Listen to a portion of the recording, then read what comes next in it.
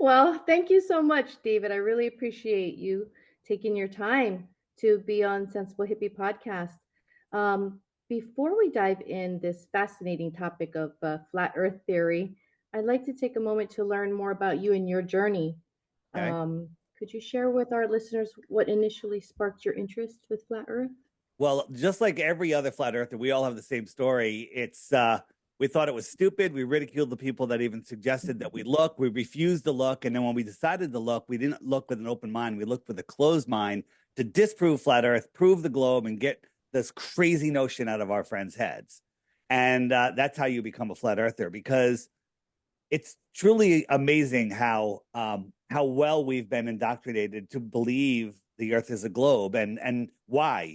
People throw their hands up, smart people throw their hands up, when all of their what they thought were proofs were thrown out.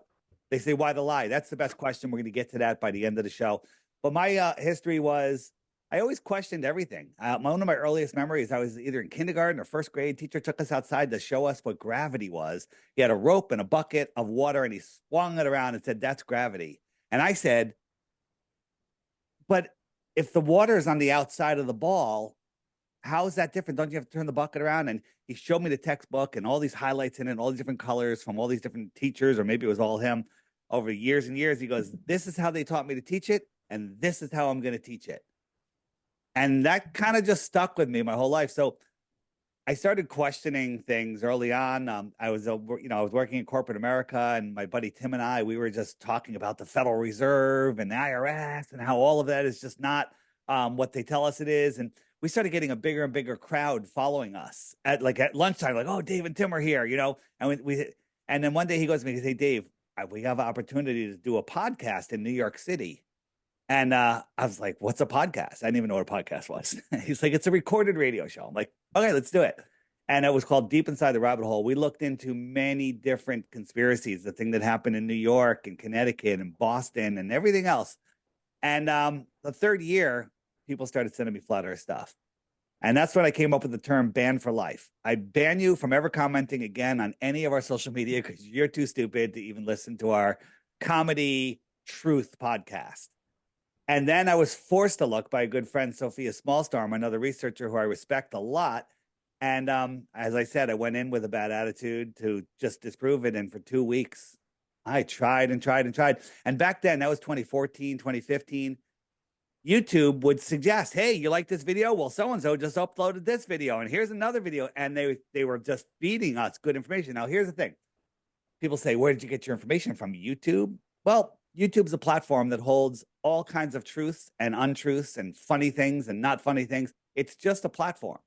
And there's a lot of truth on there. So you have to use your God-given discernment. And anybody that honestly tries to prove the globe will end up being a flat earther, because the globe is the dumbest thing ever, the dumbest. So that's I was, as I said, I was in corporate America. I rose to the top of that company. I left that company and started my own business, and it was doing extremely well. And my truth journey was kind of interfering with with my entire life's work. I went to college. I got in corporate America. I got out of corporate America. I started my own company. I'm the CEO of my own company. And I walked away from it all because this is the most important topic of our entire civilization. Well, what about child trafficking and all the other horror things and wars and nuclear war? All of those would not be possible if people knew where they were, who they were, what this place was, what it isn't. And once you wake up to the flat earth, you can never go back to sleep again. And you lose the word boredom. Boredom is just as a word of the past. So there you go. That's my history. That's awesome. You're in corporate America. What did you do? You don't I mind me was asking. well, I was in the commercial printing industry for years, and then I kind of left that and went into the solar business. And I worked for a big company that was on the East Coast here, and they were just doing residential solar. And May and what eventually ended up being my partner in my business after that, we're like, why don't we do big buildings? And we figured out a way to finance these jobs and build these jobs and do these huge jobs. So we started a whole commercial division. And then the company was sold to a big nationwide residential solar company, and they shut down the commercial division, the most profitable part of the whole thing. And so we started our own company, and we were growing to be one of the biggest commercial, most successful commercial developers. And I had all of that. Thank God my father passed away years ago, because I had all of that. I built all of that. I'm my own boss. I make my own time. I'm making more money than I ever thought I could make. And I said, you know what? I'm going to just let this all go and go talk to people and tell them I think the earth is flat. Right. And I was like, maybe if he was alive, I wouldn't have done it. But a whole bunch of synchronicities happened. And I asked for a sign. I literally asked God for a sign, and the sign literally kicked me so hard. And I was like, okay, okay, okay. And I did it. And it's the best decision I ever made. Wow. Within your own community, the flat earth community, there are various interpretations and models of the flat earth theory. What is your specific interpretation of the flat earth model? So there is a lot of people say there's a dome. A lot of people say there's a bigger dome. I'm a bigger dome kind of guy, a bigger flat sky dome. All these different things, they're all related. But one thing we all agree on and know for a fact is that the Earth is not a spinning ball in a scientifically impossible space vacuum, right? You can't have high pressure. Yeah, listen, this is what the Earth is. Let me tell you a story. All right. So the Earth is a lumpy rock floating in a space vacuum surrounded by water that curves. And that lumpy rock is surrounded by air adjacent to a void of no pressure with no container to hold the air in. And it's curling, whirling, and twirling and spinning and going at speeds you can't even comprehend, right? We're spinning at 1,000 miles an hour if you're at the equator. We're orbiting at 66,600 miles an hour on average. That's crazy. I mean, that's a speed you can't even fathom. Again, and it's chasing the sun at 500,000 miles per hour, and the entire system's moving sideways at millions of miles per hour, but you don't notice any of it. None of the stars ever change. We're traveling 4.4 billion, I think it's closer to 5 billion miles a year, never to return to where we were before. All the other stars are doing their beehive, paths, or, many of them are binary. Lots of the stars, they tell us, are binary. Like 80% of them are orbiting each other while they're orbiting the galaxy. But never once have two stars changed positions. Never once has that happened from our point of view. All of the stars are circling around Polaris, our North Star. All of the planets, the sun and the moon, are also going around Polaris. How's that possible in a heliocentric model? Why would the other planets circle around just happen to circle around where our axis of alleged rotation is pointing? All the other stars circle around that center point. Once you understand that, that'll do it right there. I mean, there's so many proofs, and the Globers come out and say there's no proof of the flat Earth. There's none, and there's a million proofs of globe Earth. Opposite is true. You got 50 hours? Because I got proofs. We won't even run out in 50 hours. And I offer 3 Bitcoins for 1 globe proof. No one's taking my Bitcoins. That's almost $200,000. How much is a Bitcoin? Bitcoins, Oh, wow. it's up $68,000 today. Each. Wow. Each. So, but I have no fear of losing. Wow. Like when I tell people that challenge, I'm like, what a stupid thing for me to say, because there's 0 chance of them winning it. But they may think that they can win it, which is great, because then they'll dive in, they'll try to get the Bitcoins, and they'll end up being flat earthers and alienating themselves from friends and family. Have anyone taken you up on that challenge? Yeah, a couple people with just the dumbest crap ever, and then I'll just show them. I'm like, look, this is what you think. They'll look at some trick photography thing, and I'm like, this is what they're doing. And it's crazy. The latest one was a guy said he has proof. I'm going to show you. Let me show you what he sent me. It's pretty funny. He said this is proof, and he even gave me his Bitcoin address to send them to. So, Southern Stars. So he sends me this.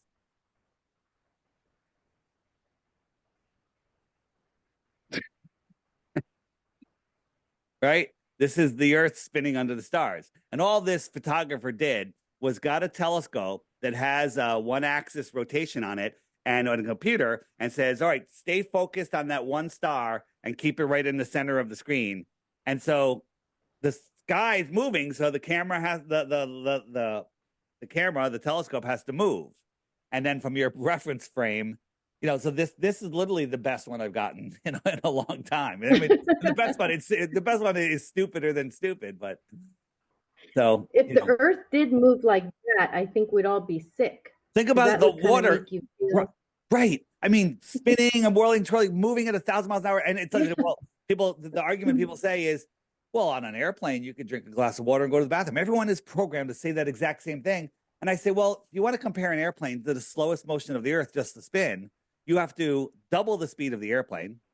You have to remove the outer shell of the airplane, and you have to nosedive down at a mile per minute to follow the curve of the Earth. Because when you're in an airplane, you're in a pressurized and contained system, and you're flying straight. They're sleeping in an airplane, and the pilot all of a sudden starts to descend towards the airport. A slight descent, boom, you wake up. You're like, whoa, I changed directions. You know it instantly, right? Going straight is different than turning. Go in a car, 100 miles an hour, beautiful road, beautiful car, great suspension. Get a dinner plate, fill it with water, and have that car take the slightest turn to the left or right, or acceleration or deceleration, the slightest. And that water's gone. The water's gone, right? But they want us to believe that that we're spinning and whirling and twirling in these crazy directions. So this is how they teach us the world spins in school, right? We all go around the sun, but they don't tell us that the sun's moving 500,000 miles per hour. So you have to believe, and somehow all of these planets stay on the same plane. Why are they on the same plane? Wouldn't they be going in all different directions, kind of like they show us an atom goes, right? So here is the speeds are incomprehensible. This is the hypersonic sled track, right? You could if you want to hear it with sound, which is shocking. You see it, you missed it. Okay, it's a NASA test track. It goes Mach 8.6, 8.6 times the speed of sound. Watch, ready? Can't even fathom that. You can't fathom what twice that speed is, right? But the orbit of our Earth, so we got the lumpy rock with the smooth water with the air adjacent to a void, breaking every law of physics. It is going around the sun 10 times faster than this. And it is chasing the sun, ready? 100 times faster than this. So you got the lumpy rocky water ball, impossible, with air on the outside, moving in two different directions, 10 times and 100 times faster than this. And you don't notice it. But you go out in nature, you go out in nature and you see this, right? What does this tell you? This tells you that we're not doing this. We're perfectly still, right? This water is at rest and it's contained. If I lowered the land, the water would flow and find its next base level. Large bodies of water at rest lie flat and must be contained. Must be contained. Right? That's interesting. Mm-hmm. Yeah. So, I mean, what do your God-given common senses tell you about this water? It's not moving. It's not moving. If there was a tiny little earthquake, the water would just become waves all over the place. Right? Yeah. Yeah. Go ahead. Next question. I think you have a list of questions. I have. I do. I have your app, and it's really amazing. My favorite part of the app is your photos. I like going through that. Right there. You can search for whatever you need. I know. It's so good. Yeah. I'm adding more all the time. Adding more all the time. Go ahead. You had mentioned in one of your photos there about the Georgia stone when it was still there. And you said that proves that the Earth was flat. Can you talk about that? So the Georgia Guidestones, I'm using a computer version of my app, which will be available soon. Not yet.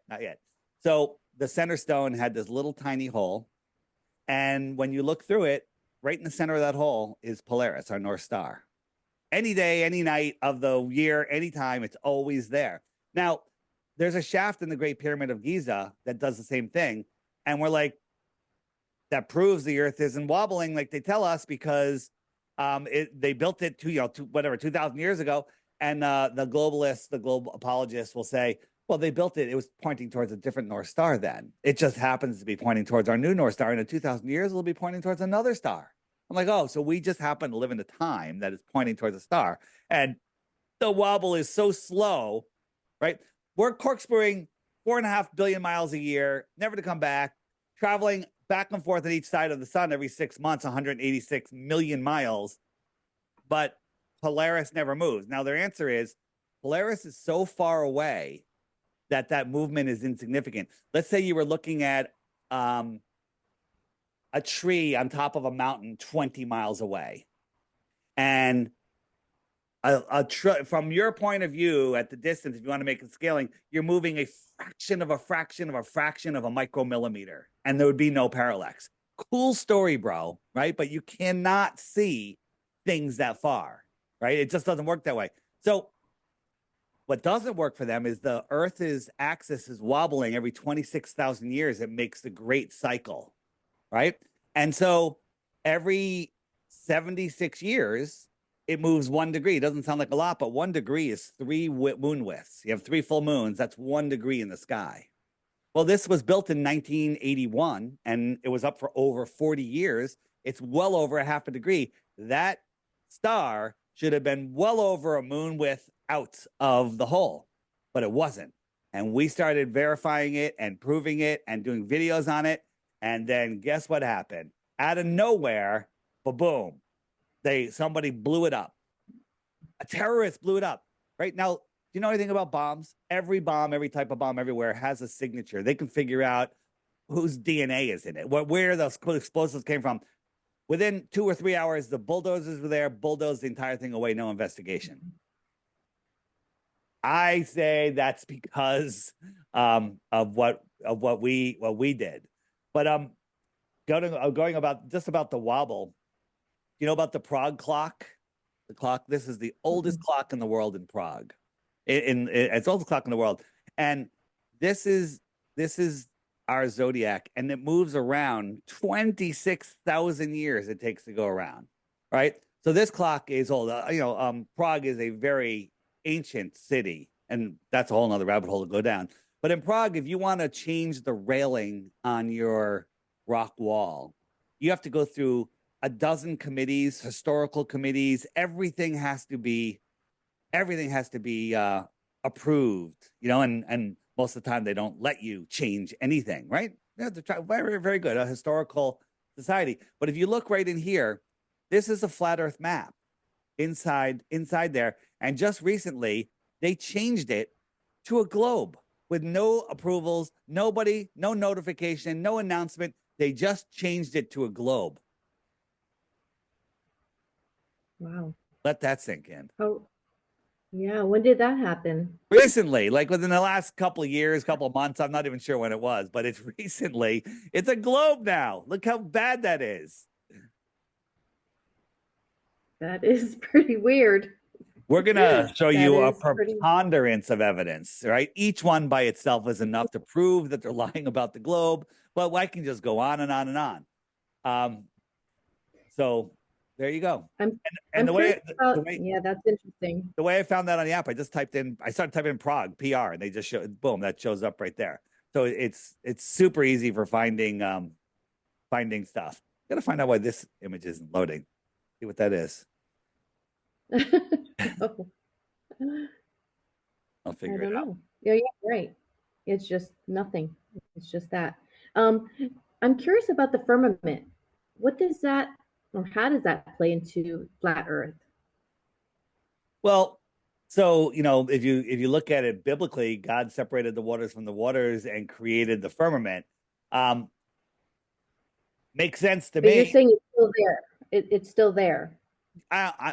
Well, to have air, it needs to be contained. There is something containing the air, and we can prove beyond a shadow of a doubt that it's not gravity, right? Gravity can't hold air down, okay? Because I can take the weak, at any altitude, I can inhale through a straw and pull water and air up and away from gravity effortlessly. But the vacuum of space, which is a quadrillion times stronger than my lungs, can't pull it away. It's like so stupid. So there is something, and I don't know what it is. You know, I don't know. I think that, in my opinion, this is just me. And again, we don't need to speculate on anything to prove the Earth is flat and stationary, non-rotating, not a ball. But it is fun to talk about what could be up there and what could be out south, out south. Every direction you point, by the way, is south. Did you know that? Mm-mm. That's south. I didn't know that. That's south. That's south. And that's south. Let me explain. So people like, well, you know, people circumnavigate the world. So I got a flat map here. I got a magnet here. I got a compass. The compass needle's pointing towards the center. So that's north. North is always towards the magnetic center. I'm trying to push this compass west. Am I going in a straight line or am I going in a circle? Going in a circle. I'm heading 270 degrees west. And I got right back to where I started from. Now I'm going to go east. I'm going to end up right back where I came from. That's pretty simple, right? And now if I try to dead reckon west, so I'm standing still. I say, okay, west is that way, and I drew a line, pulled a string, and I'm heading south. Look, the compass turned. I'm heading south. It should turn a little bit more. The magnet wasn't strong enough. But every direction away from the center is south. So if I point towards the north, yeah, watch. So right here, I'm going to go south. And on a ball, if I go south, I should end up over here. South doesn't turn. South is a straight line. North is a straight line. Okay, south, south, south. Nobody's gone from Santiago and popped up in Australia. Watch, I'm going north. I'm going north. Watch the compass. I'm going north. I'm going north. Oh, look at the compass. Just did a 180. And now I'm going south. I'm going in the same direction, but it's south now. Right? So people. What do you think North Pole is? I think the What North is in the Pole North Pole? I think the North Pole is a magnetic mountain. Lots of lore talks about it. They call it the Black Rock, the Rupus Nigra. There's all sorts of videos on it. There's tons of videos I featured on the app about it. Maybe I'll make a section just on that. But on the map section, there's some stuff on it. But this is Amelia Earhart. She circumnavigated the world. Whether she did or not, I think she did. She just stopped at all these places. So if she went this way, she went east. And if she went this way, she went west. And that proves the Earth is what? If you walk around your neighborhood, does that make your neighborhood a sphere? No. Right. No. That's really interesting. Yeah. I saw that map that you found. I guess it's on your app of it was discovered in actually it was put in the newspaper here in Hawaii. Oh, you're in Hawaii. I'm in Hawaii, yes. Nice. So yeah, that was in 1910. It's this map right here. Yep. And that shows that one. all of these continents out here. Now, where is this? Like, well, how does that work? Right? But if this is what the Earth is, they literally, think about this. All wars, conflicts by nations, what are they about? What is the bottom line of all wars? Land and resources. Land and resources. Okay, resources. So if you know that there's 40 other continents just here, let alone who knows what else, other civilizations, more resources, and you cut everyone off, say, oh, there's nothing out there. There's nothing to see. Like the Truman Show, right? So you're cut off from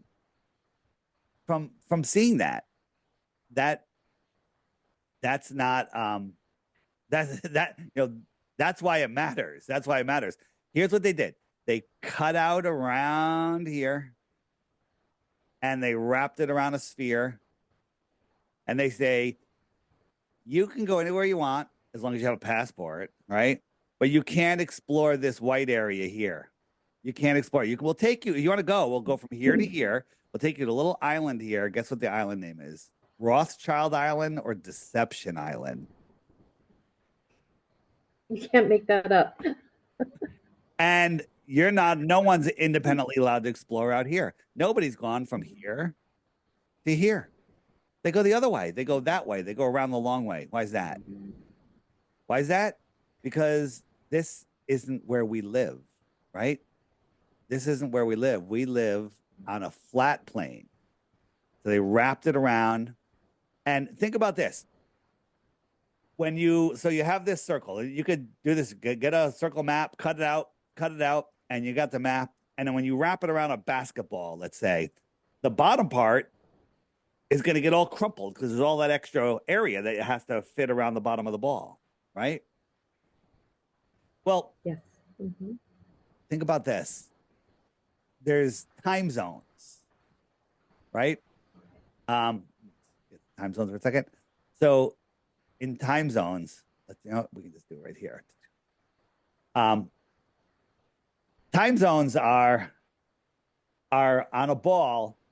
You would have 24 lines going from the North Pole to South Pole. They're equally spaced, and wherever the sun is, it's noon and it spins. There's your time zones. Makes perfect sense if we lived on a ball, which we can't. We can't live on a ball, right? But if you lived on a flat Earth, there's a problem because the time zone would get bigger and bigger and bigger. And then people will be like, why is our time zone so wide? Why is it so big? It wouldn't make sense. Did you know that in the north, there's 19 time zones, not 24? In the tropics, there's 24 time zones. And in the south, there's 32 time zones. If you wrap that around a ball, you would stretch this out a little bit. You can add 5 more. You would squeeze this down -7 or 8, and bam, there's your 24. But we don't have 24 time zones. We have 32 and 19. I didn't know that. That's interesting. And the thing is, you, Mia, you have been thinking about this. You have been looking at it. You've been exercising your brain. You've been making your brain do the work. And we've all been fluoridated and the other thing and poisoned and trained just to memorize and regurgitate. Okay, you've activated your brain. Most people that are brand new to this, I've lost them already. I've lost them. They're unable to follow this simple concept. They have to fire up their brain. It's like, let's say you haven't gotten out of bed for a month. It's going to be tough to get up and walk around. It's going to be tough, but you got to start working at it, and then you can do it. And that's the same thing with your brain, because people are completely lost. You think about this. They say the earth is tilted, but the time zones still go north to south. So if you're going down, you're crossing 3 time zones. That makes no sense. It makes no sense. Yeah, that's interesting. I never knew that. Yeah. Wow, interesting. On your app, you also have a photo of the Earth from the moon. And that was interesting because my husband and I had this talk about it, and he had to break it down for me because I couldn't understand that. So he helped me to understand it. It was a pretty long conversation, but could you explain it to me? So He tried to explain it to me and how it was impossible to have that view of the earth. Yeah. So, well, there's a whole bunch of things. So I'm going to give you a little test. Okay. I'm going to show you 3 photos. Okay. Some of them are from NASA. Some of them I made. Maybe I made them all, or maybe NASA made them all. Okay. So there's 3. Here's the first one. There's the second one. And there's the third one. All right. One more time. First one. Is that real or did I make it? I'll give you a hint. One of these is from NASA. Okay.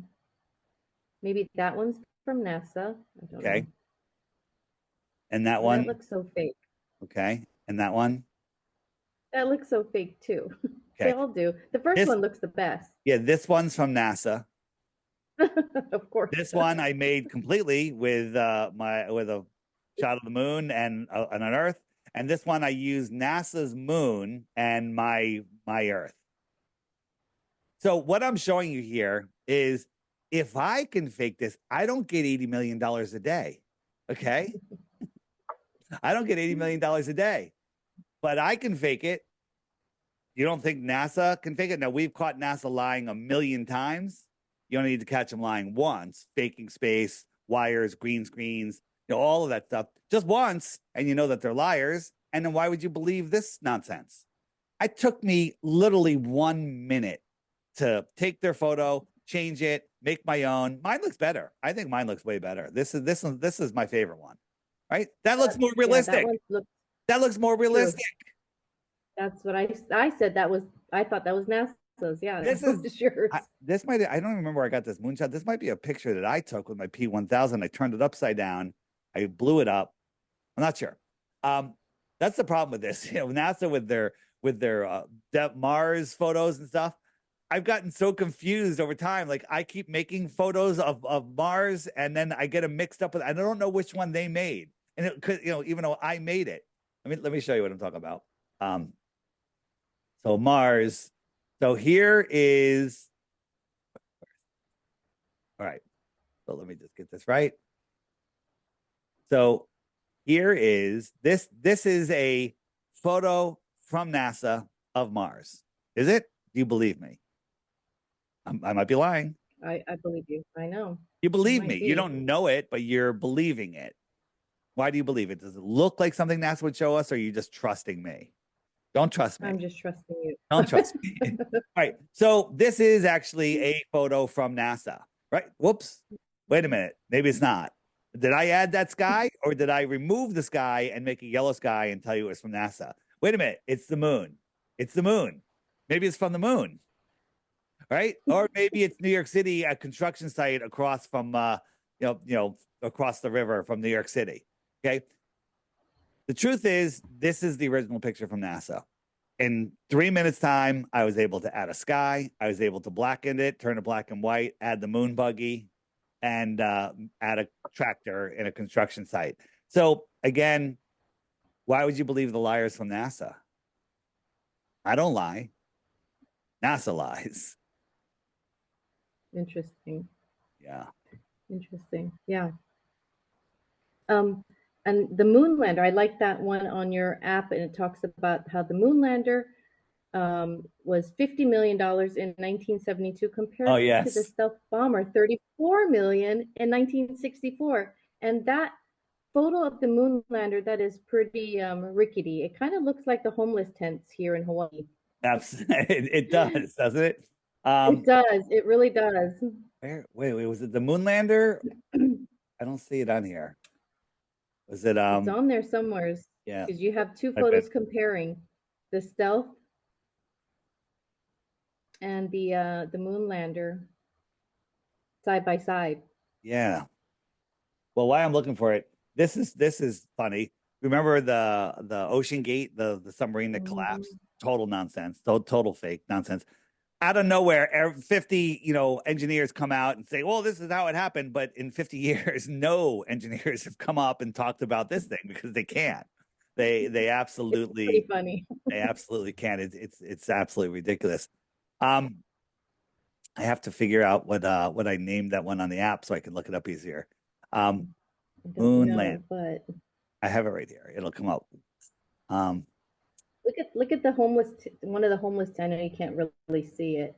Yeah, I see it. Wait, that looks like a NASA. They actually, I heard that landed on Mars. Look at this close up. This is the close up of the lab. Wow. Look at this. It's got tape. It's got paper.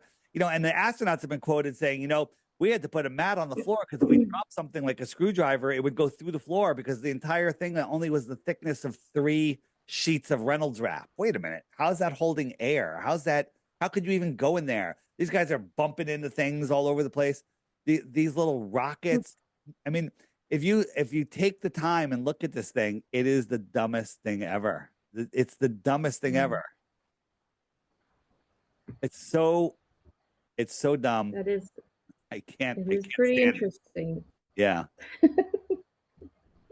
You're talking about the moon. This is the famous moonrise, and again, NASA couldn't fake that, right? Wait a minute. I just made the moon bigger. You know what? I think it would look better with 2 moons, or 2 Earths. right? So again, I did this in 4 seconds. And why can't NASA? Why would you believe this is real? Why would you believe this is real?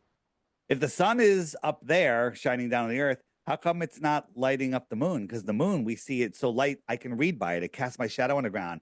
Right here, it should be thousands of times brighter because you're closer to the source, right? Because as light travels, it reduces in its power inverse by the inverse square law, right? Looking at the moon from Earth is, let's say it's 1 lumen. From this distance, the moon should be like 60 times brighter than the sun for us to see it at that 1 lumen, because you have to keep, it geometrically progresses, getting weaker and weaker. Pretty crazy, right? It is. It really is.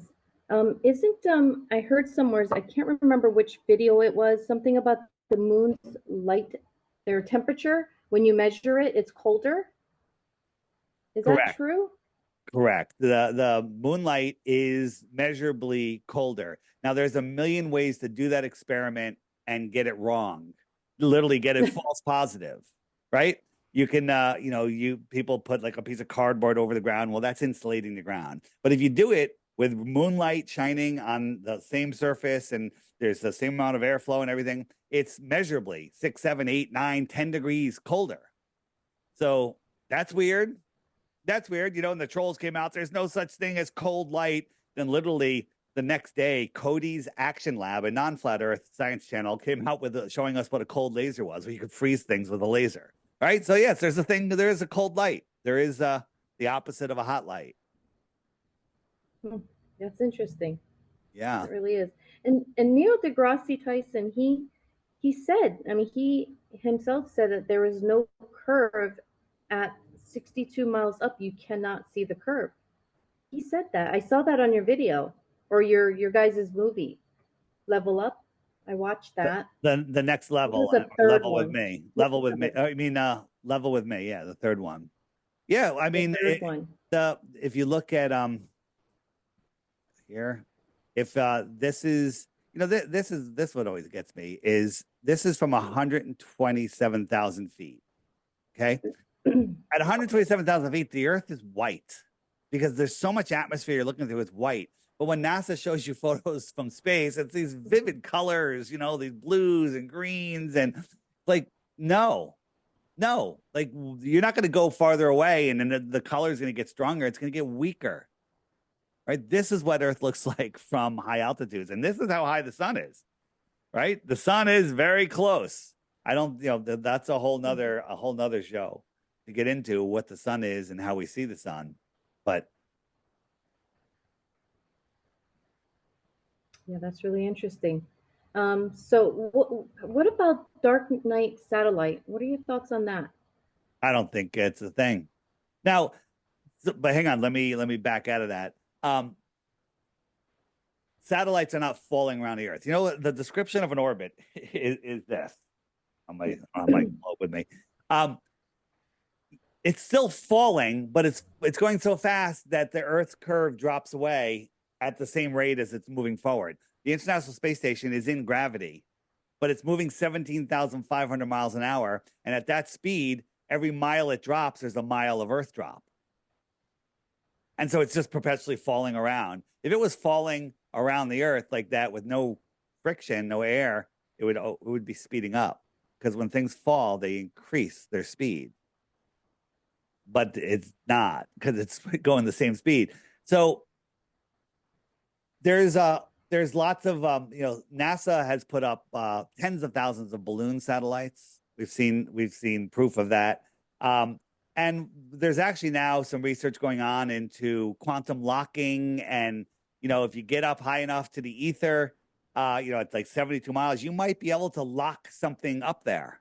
You might be able to stick something in the plasma layer or whatever it is. We don't know.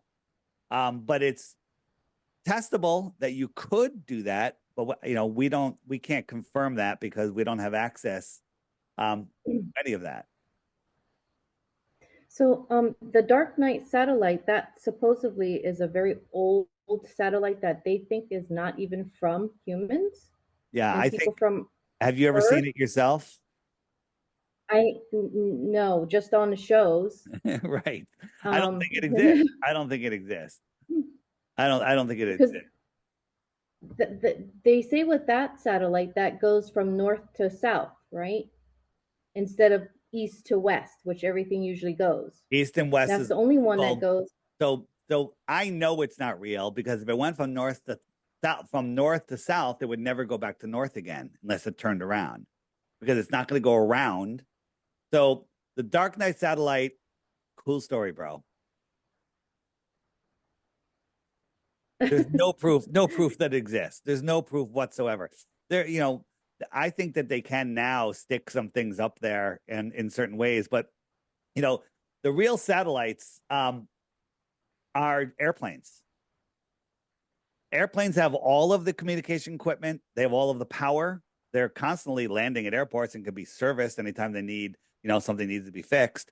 But we're supposed to believe that we have satellites orbiting the Earth, crazy in all these, we're corkscrewing through space, but somehow a satellite can follow all of those motions, all of those speedings up and slowings downs and turnings, and remain over the same point on land, a geostationary satellite. How's that possible? Just to follow the spin of the Earth. But you got to remember the Earth is curving away, chasing the sun, orbiting the sun. How does that satellite mirroring all of that stuff? Right? How does the moon orbit the Earth? Think about this. Hold on. So, my moon, got my Earth, I got my moon. We'll call this the moon. So the Earth is orbiting this way. Okay, it's orbiting this way. It's 66,000 miles an hour. So when the moon is here, the moon's going around the Earth like this in the heliocentric model. So when it's right here, it's moving 66. Well, when it's right here, it's moving the same speed as the Earth to keep its same distance. To get to here, it's got to speed up. The moon's moving 2,000 miles an hour. That's what they tell us. So it's going 69,000 miles an hour. Here it's going 69,000 miles an hour. Now it's got to slow down to get behind the Earth again. So it's got to speed up and slow down and speed up and slow down to maintain its position. Most people's brains melt at this point because they're like, I can't figure that out. The reason you can't figure it out is because it's stupid. It's unfigureoutable. It's not real. People think that because they can't understand something, that means that they're stupid. No, it means that the thing you're trying to understand is stupid a lot of the time. So the Earth, you don't think the Earth spins at all? It The just Earth, is stationary. the Earth does not move one bit. If it did, you would know it. I was just in a couple of earthquakes in Acapulco. I knew when the Earth was moving. All right. We're not moving. People, well, you don't understand relative motion. There's no relative motion on a curve. Go in a car and at whatever speed, a nice fast speed. And if it takes the slightest turn, you feel it. That turn gives your body the sense of acceleration. The dinner plate with water. Watch the water. Right. Well, every motion of the Earth is a curved motion. Well, the Earth only spins one time a day. You can't even see an hour hand on a clock go around. And that's going twice as fast because it goes around twice. Yeah, but you're thinking of angular speed and not linear speed. A clock, if you have a 24-hour clock, let's start with a merry-go-round. A merry-go-round. If it went around once per day, it would really be hard to tell that it's moving, right? You're on a merry-go-round, boy, this is boring. And it would barely move, but if you come back a couple hours later, you're like, oh, it did move. Now expand that out to 2,400 miles in circumference. So now it's moving 100 miles an hour.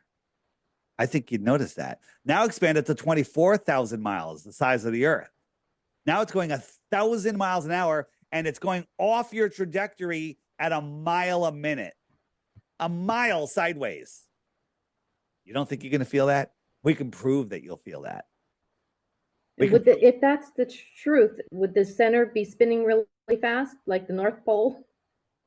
Like on a record player, would that be going really fast? Well, it's going the If it's outside. It's angular. When you're standing a mile from the North Pole on a ball, you're going in a What if you're circle. right You're going at in a the circle, and Mhm. you're only going 6.28 miles every 24 hours because that's the radius, right? But if you're on the equator, you're going 24,901 miles in that same period of time in just a bigger circle. So, yeah, well, it's going the same angular speed, but the linear speed is different every point on that ball. So there is no spinning. If we were spinning, we would know it. I mean, people want to talk about star motions, and it's that you can't have stars in a space vacuum. Gas doesn't collapse upon itself, except in space, that where you can't go. It violently fills the available space. Always, Does every time. did did the dinosaurs ever existed? So in the 1800s, some royal guy came up with the idea of a dinosaur, right? He came up with the idea of a dinosaur. No one had ever found a dinosaur from any mega construction project from the pyramids to current time. No one had ever found a dinosaur. He wrote a paper, published it, and a year later to the day, he and his team discovered the first dinosaur. These dinosaurs you see in the museums are plastic, are plaster. They're made from chicken bones. And they're like, well, we didn't find a whole dinosaur. You know, did you find a head? No, they've never found a head of any dinosaur. What'd you find? A They leg? usually just No, find a piece. a tooth. They usually find like a tooth or something. Okay, and they construct these whole impossible dinosaurs. I challenge anybody: go get a couple Stegosaurus dolls and try to see how they mate. Let me know how they. Let me know how that works out. Okay. I mean, it's all impossible and stupid. Now there were um, giant animals in the past, giant people. I still think they exist now, maybe in the outer lands, but there were dragons, and I think that dinosaurs were created to hide two things: the truth about dragons and the truth about giant humans. Like if you find a thigh bone that would be of a 200-foot tall man, you could just say, "Oh, it's a dinosaur bone." That's interesting. I never thought of that because I talk to a lot of people that we talk about the Nephilims and the giants on Earth. That's interesting. I never thought about that. You're Yeah. right. Maybe. They Maybe need it is to cover that dinosaurs. up. They need the Big Bang. They need all of this to convince you that you're insignificant, convince you that you're on a spinning ball, convince you that you're that there's running out of resources, that we're running out of land. I think there used to be trillions with a T, trillions of people here in this area in our realm. Um, but and there's so much evidence, if you start looking into the Tataria, the old world stuff, the population here, I think, was massive, massive. Um, this is I wanted to mention this. So on a globe Earth, the sun is 93 million miles away. So morning sun, 93 million miles away, it's cold. Noon sun, 93 million miles away, it's warm. Evening sun, 93 million miles away, it's cold. On a flat Earth, you have a distant sun, it's cold. A closer sun, it's warm. A distant sun, it gets colder again. This is what it looks like in June 21st. So here I'm in Connecticut, right about here. So it's warm because the sun is close. When it's close, it's high in the sky. If I'm standing under a street light, that's high in the sky. The street light that's down the road is lower in the sky, farther away. It doesn't put as much light, doesn't put as much heat on me, right? This is December 21st, right? And Mhm. the sun travels 6 months up, 6 months down. On a flat Earth, it looks like this. Here's the summer for June for the inner north. There's the summer for the outer south. And the sun just goes around, just like everything tells us.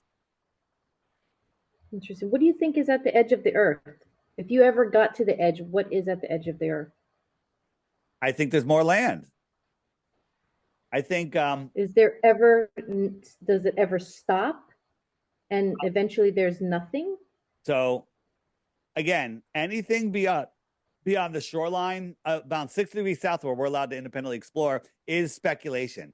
So I am speculating. I do not know. I do not know what's above us. I do not know what's containing our air. I do not know what shape it is. I do not know how big it is. I do not know if it's water.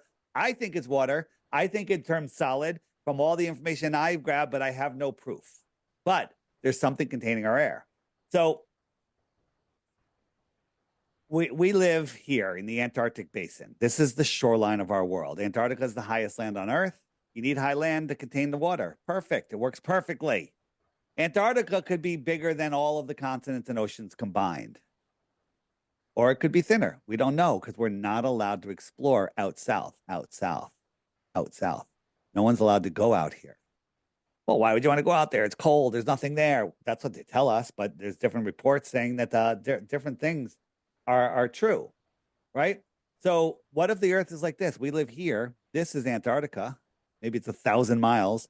And then it's more water and more land. Extra land, extra territory, extra terra, extraterrestrials. From where? The outer space. So when you say what's beyond the edge, is this the edge? Is this the edge? Is this the edge? There's more land. What could be out there? Maybe the world is set up like this, where we're here, right? We're here at the center here. And here's what we were just looking at. But then out here, there's other ponds, other contained water basins, pieces of the plane, a planet, if you will. And maybe there's one big superdome over all of this. Is the book on the app? If you go to the book section, so you go to the book section right there, and Hidden Lands Beyond the Antarctica. That's one. But another one by the same guy is The Navigator Who Crossed the Ice Wall. I would start with that. This one right here, The Navigator Who Crossed the Ice Wall. It's short, it's fast, it's big type, there's pictures. It's like a kid's book. It's great to read to your kids too, but it's great for adults. It's literally the story of Star Wars here on Earth. There's friendly lands, there's the hostile lands, there's trade routes, there's places you can go, you can't go, there's barriers, there's energetic barriers, and there's these people they call the custodians that monitor who travels from which pond to which pond. And they say in the book that everyone that travels between these lands has a connection to the source, which gives them power. The source. What does that sound like? In Star Wars, the Force. The Force. Right? So Star Wars is telling us the story of what's happening here. The scientifically impossible outer space with distant burning balls of gas in a scientifically impossible space vacuum is stupid.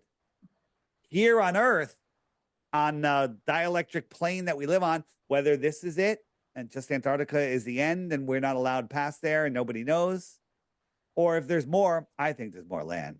I think there's thousands of times more land than we know about. And if you watch my videos, you've seen me talk about Kiribati and where we found ships that were going into the outer lands. How do you spell Kiribati? Because I tried to look that up and I couldn't spell it. It's called Nothing came up. Kiribate, I think. I can look. Hold on. Because every time I looked, it came up with those island in like Micronesia area. Isn't that South Pacific area? That's where it is. That's where it is. Is it? Yes. Okay. So Kiribati.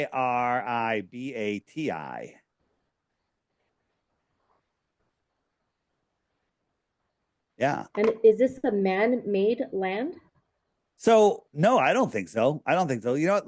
Let's Okay. for your listeners, we'll quickly go over Kiribati.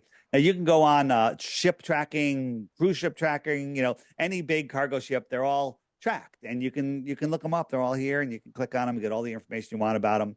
And we saw a ship that was, right here. How did it get that far? It's 730 miles in. It's 730 miles in. Google Earth says that's 1.9 miles higher than the ocean. How does a ship get there? Right? Zooming out, got the whole world here. We found another one that's 905 miles in. How does a ship get there? And that's 2.37 miles above sea level. So if you think about the the map I was showing you before, right? Mhm. They cut this out, they wrap it around a sphere, and they bring all of this into the little fake Antarctica.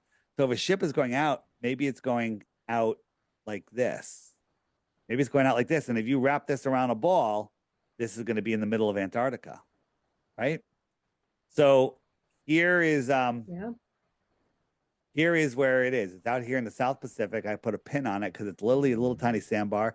America and China say, and many other countries say it's a very important trade route. Why would ships need to stop at this sandbar? What are they getting there? Lunch? Kitty bitty. Right? So who knows what they're doing? But Mm. I have lots of theories on what they could be doing. Technology, all sorts of stuff. Again, also on Kiribati, there's a Captain Cook hotel. Captain Cook's the guy that tried to circumnavigate Antarctica, and he measured 68,000 miles when he should have gone 13,000. Weird. Maybe that's just a We've hint. been here. Mm. Yeah, yeah. They did all sorts of nuke testing. I showed you the time zones before. The time zones are screwed up. Even on what they tell us, there's one time zone that does this. This goes across 3.5 time zones. And look what's right here in Wow. what's called the most suspicious spot. That would be Kiribati. You know what this means? That it's there? I don't. I don't know what it means. But it's interesting. It's interesting. So Yeah. what are they It doing in Kiribati? I don't know. But I think Didn't they're China spend so much money on them and 10, gave 10, them 10 or 10 billion? 10 billion. America also, and South Right. Korea says they're a very important trade route. What is going on there? And here's the thing: That is I, interesting. I have a video. It's called "How Would You Know?" Because um, you never heard about Kiribati until you saw my videos, right? So how would you know if there's trade Hmm. routes going on there? We could be getting our technology from these outer lands, these advanced civilizations.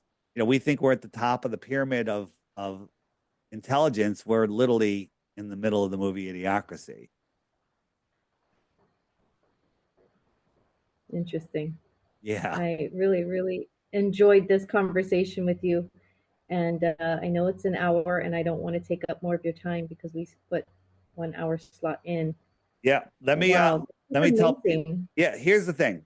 I would assume that your followers don't trust the government, understand that they're not here for our benefit. Um, they don't want you looking at flat Earth. Well, but what does that mean? That means you should look at flat Earth.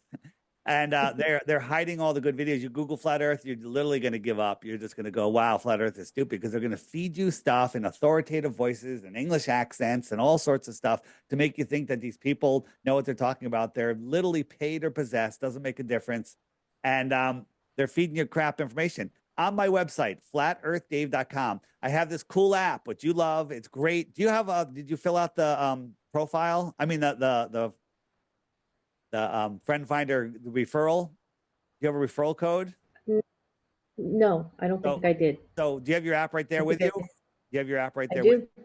So if you open up the friend finder and then go right here, look, this button right here, Mm-hmm. this button in the friend finder, it'll bring up your referral page. Bring that up. So go to the friend finder. It'll take a second to load. And then go to the referral button. And what's your referral number? This is just a test Do I app. go? You'll see this Yeah, page. You'll see this page.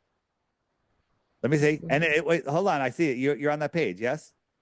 Oh no, you New have to. user. Yeah, you have to. You've never gone I in the have to front part. You sign just up. got to. You just have to put in an Yeah. email and a password. So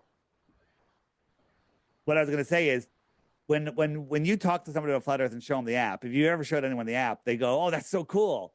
Where do I get it?" And if you say, "Well, if you're going to get it, use my referral number," and my referral number, could be Maya. You can change it. It'll be a bunch of random letters, random numbers. Just change it to Maya. That way, every time somebody signs up, you get a point on the app. You can trade those points in for the subscription. The subscription is for the higher functions that actually cost per use. But the app, $3 one-time charge, and it's great. These are all the people around me. Literally, Mark Devlin, I don't know if you know who he is. He's a great researcher. He's doing a New England tour, and I just sent out to 100 kilometers, up to 581 people. Hey, I'm going to this Mark Devlin thing. Let's meet up there beforehand, and we're gonna have a whole bunch of people that'll meet up. It's a great way to find other like-minded people. Flat Earth, all of these blue dots, all of them are awake, aware, sexy, attractive, fun people, right? So How many are in Hawaii? Can you let's, check let's Hawaii? take a look. Here we go. That's Hawaii right here. What island are you on? Oahu. Oahu. Is this That Oahu one. Yeah, here? Yeah. that one. Yep. Yep, that one. You Oh, got pretty some people there. cool. So wouldn't it be cool? Yeah. And you can click on one of those dots, look at their profile. You can send them a message. You can voice call. You can video call. You can do all sorts of things. You can create a group, call it make a group called it Oahu, and then tell everybody to join the group. Now you have your own little chatting group, and you end up meeting people. People have already met people, have gotten married, had babies, new best friends, meetups. We did one here in the New York area. We sent it out. We had 80 people show up at a pizza restaurant. It was crazy. It was so fun. So anybody listening to That's this, pretty cool. April 10th, right after the eclipse, we're going to meet up in upstate New York if anyone's here, anyone's listening to this, at Niagara Falls. Check my channel for the video about it. But April 10th, Mark Devlin's in New Haven, Connecticut, and I'll be going, get there a couple hours early, hang out. Come on, Mark's someone that you don't want to miss if you want to learn about the truth, what's going on in the music industry, the craziness there, and all the other things that are going on in the world. Good, fun. Sounds interesting. Always a fun stuff. And he's got great books. Great books. So, Thank you again. right, I was going to say include your referral number, but we'll pass that. We'll do it next time. All right. Okay, that sounds great. Yep, flatearthdave.com. Well, thank you so much. Flatearthdave.com. It's where you can find everything. If you don't want to get the app, that's fine. Go there, watch the videos on the crash course. Just educate yourself, and then tell me it doesn't matter, because it does. They've created a world that's a fake world. That's not God's world of nature. It's their stupid satanic ball world. And if you play on their ball field, you have to play by their rules. When you unplug from the heliocentric matrix, you literally free yourself from their mind control, from their matrix. And it's an amazing, great place to be. Thanks, Mia. Thank you.